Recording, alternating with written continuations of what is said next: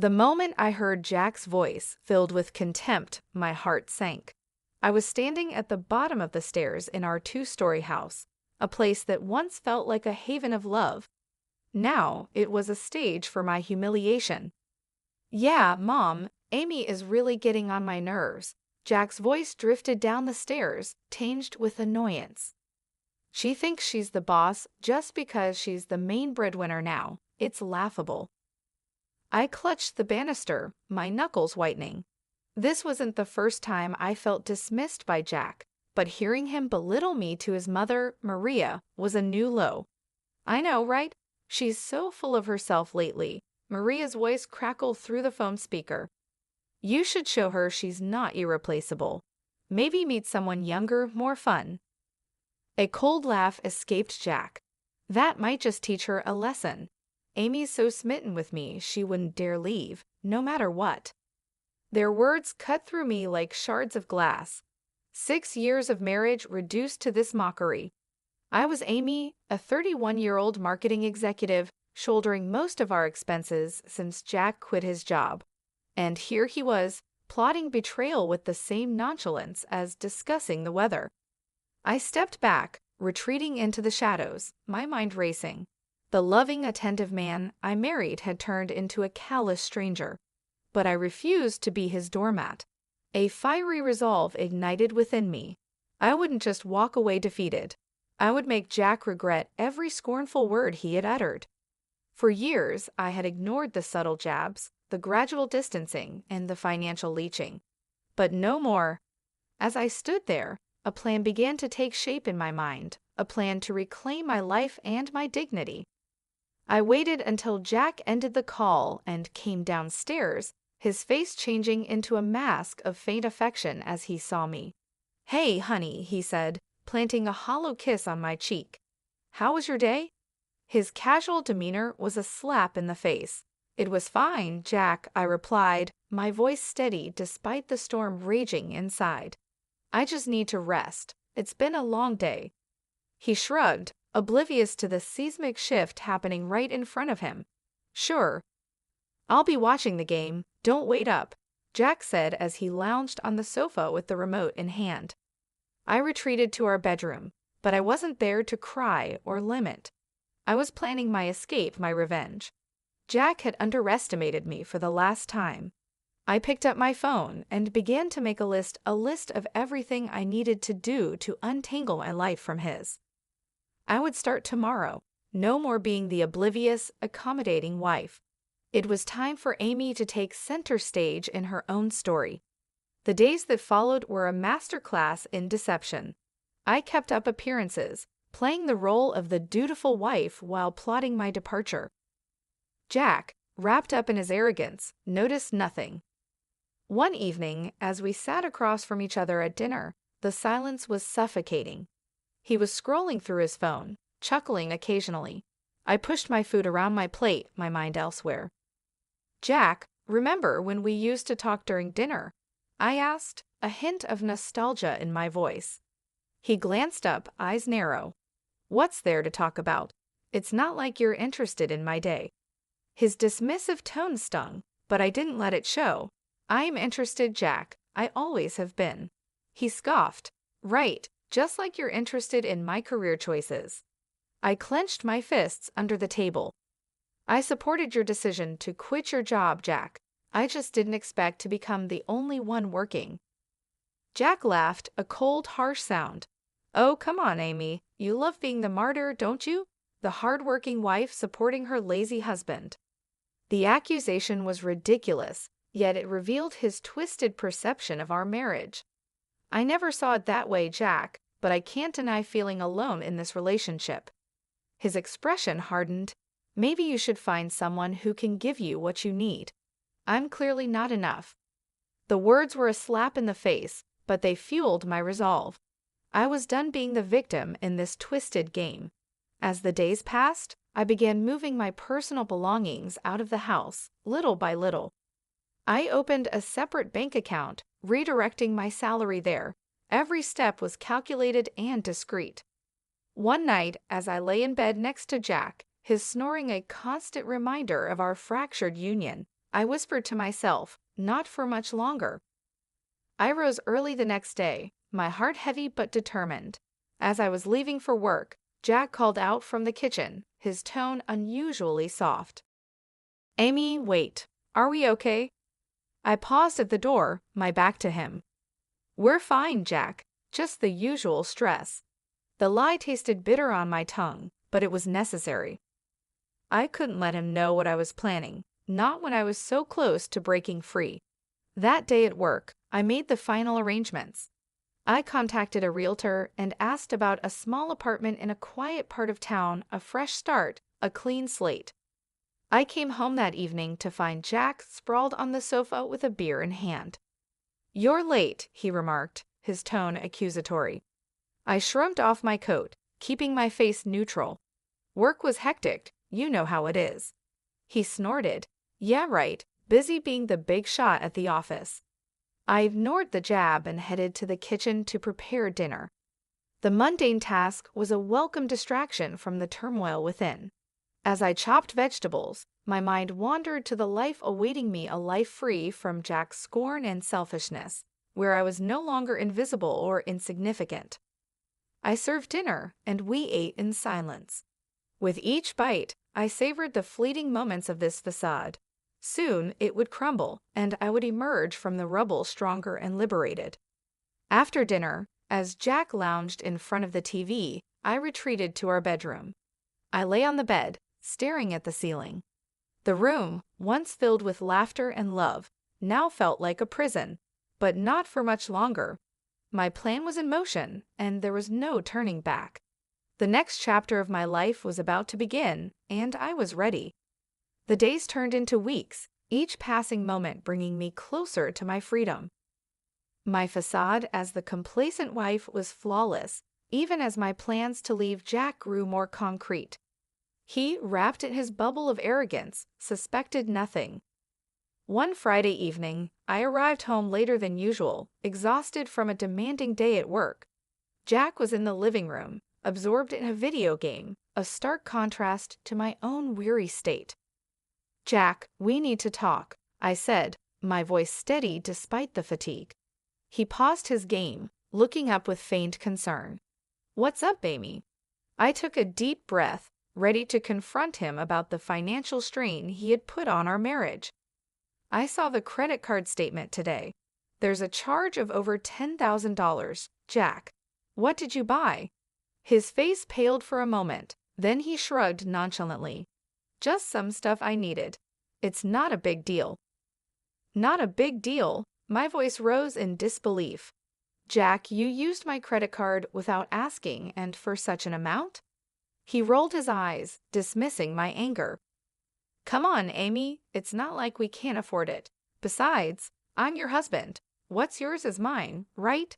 The audacity of his words left me speechless. This wasn't just disrespect, it was outright theft. My patience, already hanging by a thread, snapped. "This is unacceptable, Jack," I exclaimed, my voice echoing through the room. "You can't just use my money without my consent. This is financial abuse." Jack stood up, his demeanor shifting from dismissive to aggressive. "Oh, so now I'm an abuser? Great. I can't even buy a few things without getting lectured. You're so controlling, Amy." His attempt to turn the tables on me was pathetic. Controlling? I'm trying to have a responsible conversation about our finances, which you seem to have no respect for. He scoffed, crossing his arms. "You know what, Amy? I don't need this. I'm going out." With that, he grabbed his jacket and stormed out, leaving me alone in the midst of our shattered illusion of a happy marriage. I sank onto the couch, my mind racing. This confrontation was the last straw. Jack's complete disregard for our financial stability, combined with his entitlement and lack of remorse, solidified my decision to leave. But it wasn't enough to just walk away. Jack needed to learn a lesson and understand the consequences of his actions. My plan for revenge began to take a more defined shape. Over the next few days, I acted as if nothing had happened while internally I was a whirlwind of activity. I documented all instances of Jack's financial irresponsibility, gathering evidence for the impending legal battle. Meanwhile, Jack continued his carefree routines, oblivious to the storm brewing. He returned to his lazy habits, occasionally throwing a snide comment my way, but I was no longer the Amy who took his insults lying down. With each passing day, my resolve grew stronger. I was ready to reclaim my life and teach Jack a lesson he would never forget.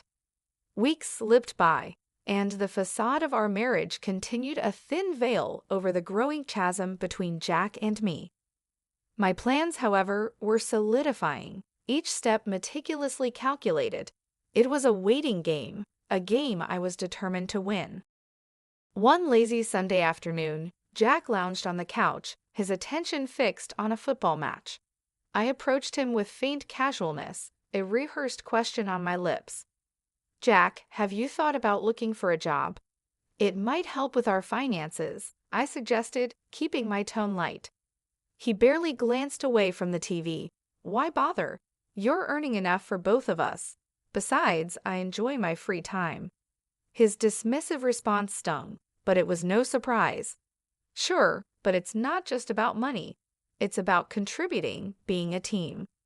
I pressed on, hoping to gauge his reaction. Jack snorted, his eyes still on the screen.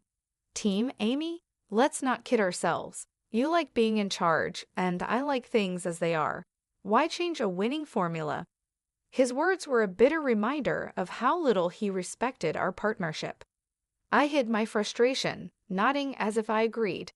"You're right, Jack. Why change anything?" As he immersed himself back into the game, I turned away, hiding the cold resolve in my eyes. It was clear now Jack would never change, never be the partner I needed. The following days were a blur of silent preparations. I met with a lawyer in secret, discussing the possibilities of divorce and financial separation. I documented every instance of Jack's financial irresponsibility, his neglect, and his emotional abuse. Meanwhile, Jack continued his life, unaware of the storm brewing. He spent his days in idle leisure, occasionally throwing a barbed comment my way, believing I was too weak to fight back. But I was no longer that person. Each of his jabs only strengthened my resolve. The Amy he thought he knew was about to shatter his complacency. One evening, as we sat at dinner, Jack's phone buzzed incessantly. He glanced at the screen, a smirk spreading across his face. "Something funny?" I asked, my curiosity piqued despite myself. "Just a friend from the gym. We're planning a night out this weekend," he replied, his tone dismissive. I nodded, feigning indifference. "Sounds fun. Enjoy yourself." Little did he know, that weekend would be my chance. While he was out living his carefree life, I would execute my plan. The day arrived, and I watched as Jack left, dressed up and full of anticipation for his night out. As soon as the door closed behind him, I sprang into action. I had already packed my essentials, things he wouldn't notice were missing. I called the movers I had secretly hired, confirming the time for the next day. My new apartment was ready, a sanctuary from the life I was about to leave behind. That night, I lay in our bed for the last time, my mind racing with the events to come. I felt a mix of fear, excitement, and relief. This was the beginning of my new life, a life free from Jack's shadow. Tomorrow, I would confront him with my decision. But tonight, I savored the last moments of this chapter, ready for the dawn of a new beginning. I enjoyed the quiet before the storm, the last moments of an old life about to be left behind. The morning was bright and clear, a stark contrast to the turmoil inside me. Today was the day I would finally break free from Jack's manipulative grasp. My heart pounded with a mix of dread and determination as I prepared for the confrontation. Jack stumbled in late that morning, reeking of alcohol and arrogance. He flopped onto the sofa without a greeting. I steeled myself and walked into the living room. "Jack, we need to talk," I said firmly, my voice cutting through the silence. He squinted at me, clearly hungover. "What now, Amy? Can it wait? I'm exhausted." "No, it can't wait," I replied, my resolve hardening. "It's about our marriage, or what's left of it." He scoffed, rubbing his temples. "What about our marriage? You're not happy with me lounging around the house." "It's more than that, Jack," I said, my voice steadied despite the storm inside. "It's about respect, partnership, and trust, all of which have been absent for too long." Jack sat up, a sneer forming on his face. "Oh, here we go. The great Amy, always so perfect and judgmental. What's your point?" I took a deep breath, bracing myself for the truth I was about to unleash.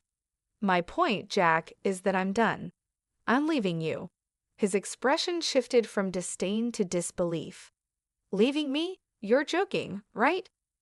I shook my head, a sense of liberation washing over me. "No joke, Jack. I can't live like this anymore. I refuse to be treated as an afterthought, a bank account for your whims." Jack's face reddened, a mix of anger and wounded pride. "You can't leave me, Amy. You think you can do better? You think you'll find someone who will put up with your controlling ways." His words were a desperate attempt to regain control, but they fell flat. "It's not about finding someone else, Jack. It's about finding myself, something I lost the day I started letting you walk all over me." He stood up, towering over me, his voice laced with venom. "Fine, leave. See if I care. You'll come crawling back, you'll see." I met his gaze, my own eyes unwavering. "I won't be crawling back, Jack. This is goodbye." I turned and walked away, leaving Jack standing in stunned silence. My heart raced with a mix of fear, relief, and exhilaration. I was finally taking control of my life.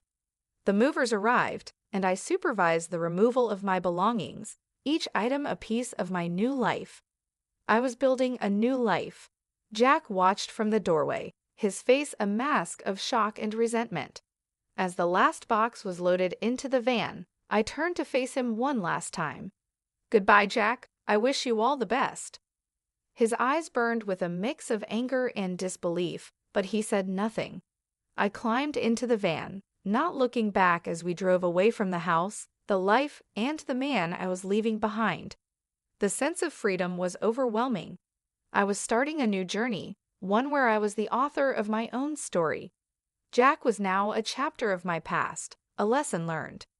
As the van pulled up to my new apartment, a small, modest space filled with potential, I stepped out into my new world. A world where I was no longer Amy, the neglected wife, but Amy, the woman who reclaimed her life. Settling into my new apartment felt like taking a deep breath after being submerged underwater for too long. The freedom was exhilarating, yet the looming confrontation with Jack cast a shadow over my newfound independence. Several days passed in a blur of adjustment and anticipation. Then the inevitable happened. Jack's number flashed on my phone. I steeled myself and answered. "Amy, where the hell are you? You think you can just leave like that?" Jack's voice was a mix of rage and disbelief. I replied calmly, "I'd already told you, Jack. I'm done. Our marriage is over. You can't just decide that on your own. You're my wife." He spat out the words, his anger palpable. "I was your wife, Jack, and yes, I can decide. I won't be a part of a marriage where I'm disrespected and used," I countered, my voice firm. There was a pause, and I could almost hear the gears turning in his head. "You'll come back. You need me." I couldn't help but laugh, a sound of genuine amusement. "Need you, Jack? I've been the one carrying us for years. I don't need you, it's the other way around." His voice cracked with a mixture of fury and desperation. "You can't do this to me, Amy. What about our finances, the house? You can't just leave me with nothing." "That's not my concern anymore, Jack. You should have thought about that before treating me the way you did," I said, the satisfaction of finally speaking my mind liberating. There was silence on the other end, and then he hung up. I stared at the phone, a sense of finality washing over me. I had closed the chapter on Jack, but I knew this wasn't the end. There would be legal battles ahead, but I was ready for them. I was fighting for myself now. The following weeks were a whirlwind of legal consultations and paperwork, but each step brought me closer to my new life. I filed for divorce, citing Jack's financial irresponsibility and emotional neglect. He responded with a flood of angry calls and messages, each one more desperate and vindictive than the last. "You'll regret this, Amy. You can't just throw me out like garbage," he yelled during one heated call. I remained calm. "I'm not throwing you out, Jack. I'm setting myself free. And as for regret, I only regret not doing this sooner." As the legal proceedings progressed, Jack's true colors showed brighter than ever. He tried to manipulate the situation, paint himself as the victim, but the evidence against him was overwhelming. The day of the final hearing arrived, and I stood in the courtroom, a mix of nerves and determination. Jack was there, his face a mask of defiance and resentment. The judge reviewed our case, the documentation of Jack's financial abuse, and my testimony about our marriage's breakdown. The verdict was swift and in my favor. I was granted a divorce and a fair settlement. Jack's face contorted with rage as the judge announced the decision. "This isn't fair. She can't just take everything from me." But his protests fell on deaf ears. The decision was final. I walked out of that courtroom feeling lighter than I had in years. I had won not just the case, but my freedom. As I started my car and drove away from the courthouse, I didn't look back. Jack was a part of my past now, a reminder of what I had overcome. Ahead of me lay a road of possibilities, a future where I was in control. I smiled to myself, a sense of peace settling over me. The battle was over, and I had emerged victorious. It was time to start living my life on my own terms. The days following the divorce were a mix of relief and rebuilding. I, Amy, had stood up for myself in a way I never thought possible. Yet the echoes of my broken marriage with Jack lingered, a reminder of the battles I had fought. I was settling into my new life, embracing the peace that came with it, when my phone rang one evening. The screen flashed Jack's name, a ghost from the past I thought I had left behind. Reluctantly, I answered. "Jack, why are you calling?" His voice came through, laced with bitterness.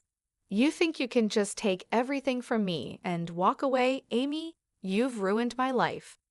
I took a deep breath, keeping my composure. "Jack, the court made its decision. It's time for both of us to move on." He scoffed. "Move on? How can I move on when you've left me with nothing? I'm struggling to make ends meet because of you." The accusation was absurd, yet it didn't surprise me.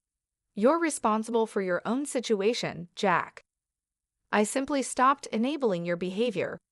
His voice rose, filled with desperation and anger. "You owe me, Amy. After everything I did for you, you owe me." I felt a twinge of anger, but kept it in check. "You did nothing but take me for granted, Jack. I don't owe you anything." There was a pause, then his voice came through quieter but still venomous. "You'll pay for this, Amy. You haven't seen the last of me." I ended the call, a sense of unease settling over me. Jack's threats were likely empty, but they reminded me of the man I had once loved, now a stranger consumed by bitterness. Weeks passed, and I threw myself into my work, finding comfort in the routine. My colleagues noticed the change in me, the newfound confidence and determination. I was promoted, a recognition of my hard work and resilience. But as I climbed the corporate ladder, Jack's shadow loomed. He started a smear campaign, spreading lies and rumors about me to our mutual acquaintances. I heard whispers of his accusations, painting me as the heartless ex-wife who had stripped him of everything. I confronted these challenges head-on, refusing to let Jack's pettiness derail my progress. I had fought too hard to reclaim my life, to let his bitterness taint it. One afternoon, I received a call from a mutual friend, hesitantly relaying a message from Jack. He was struggling financially, facing eviction, and in a moment of desperation, he reached out to me. I listened, a mix of pity and resolve in my heart. "Tell Jack I wish him well, but his choices are his own. I can't help him." As I hung up, I realized how far I had come. The old Amy might have rushed to Jack's aid, but I was no longer that person. I had learned the hard way that you can't help someone who refuses to help themselves. I continued to build my life, finding joy in the little things. I reconnected with old friends, explored new hobbies, and started dating again. Life was moving forward, and I was at the helm. Jack's attempts to drag me down continued, but they no longer held power over me. I had risen from the ashes of our marriage stronger and more determined than ever. As I sat in my apartment one evening, reflecting on my journey, I felt a sense of peace. I had faced my demons, fought my battles, and emerged victorious. The future was bright, and for the first time in a long time, I was truly happy. I was genuinely excited for what lay ahead. Life had found a new rhythm, and mine was no different. The scars of my past with Jack were still there, but they no longer defined me. I was Amy, reborn from the ashes of the life I had left behind. My promotion at work brought new challenges and opportunities. I thrived in the environment, my confidence growing with each successful project. My social life also took a positive turn. I met new people, some of whom became close friends and even started dating again. Life was good, but the shadow of Jack still lingered at the edge of my newfound happiness. One evening, while having dinner with a friend, my phone buzzed. It was a message from a number I didn't recognize. Hesitantly, I opened it. It was from Jack. "Amy, I need your help. Please." The words were simple but carried the weight of our shared history. I showed the message to my friend, who looked at me with concern. "You don't owe him anything, Amy. Remember that." I knew she was right. I had moved on, but it seemed Jack was still stuck in the past. I didn't reply to the message. Instead, I blocked the number and tried to focus on the present. The next day, I heard the news. Jack had hit rock bottom. He had lost his home, his friends, and was struggling to find work. Part of me felt pity for him, but another part knew this was the result of his own actions. I continued with my life, the memory of Jack fading into the background. My days were filled with work, friends, and the occasional date. Life was moving forward, and I was content. 2 weeks later, I bumped into a mutual acquaintance who had kept in touch with Jack. "He's not doing well, Amy," she said, her expression somber. "He's lost everything. He's even talking about leaving town." I listened, feeling a strange mix of emotions. Jack had been a significant part of my life, but he had also been the source of much pain. His downfall was his own doing, a result of his choices and actions. "He made his bed," I replied, trying to keep my voice neutral. "I hope he finds what he's looking for." As I walked away, I realized that Jack's downfall was his own karma. He had chosen his path, and now he was facing the consequences. It was a harsh reality, but it was not mine to bear. Months passed, and life continued. I heard bits and pieces about Jack's situation now and then, but they no longer affected me. I had moved on, building a life that was mine and mine alone. One day, as I sat in my office looking out at the city's skyline, I reflected on my journey. I had faced hard times, fought for my dignity, and emerged stronger. I had learned to stand up for myself, to demand respect, and to walk away from negativity. I had also learned to forgive, not for the sake of those who had wronged me, but for my own peace. Holding on to anger and resentment only weighed me down. I had let go, and in doing so, I had found freedom. As the sun set, casting a warm glow over the city, I smiled. I was happy, truly happy.